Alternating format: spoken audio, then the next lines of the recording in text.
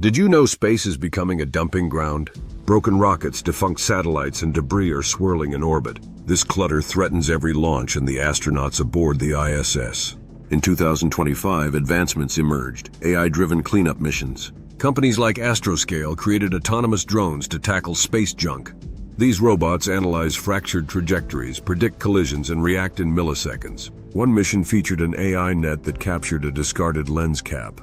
Another used lasers, both ground-based and orbital, to vaporize harmful debris. Each test pushes us closer to a cleaner, safer orbit. But this is about more than just technology. It's about survival. Every small piece of debris could end a communication satellite or a human mission.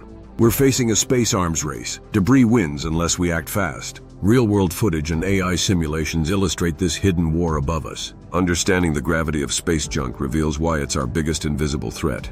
Join us in tackling this issue. Advocate for clean space initiatives today.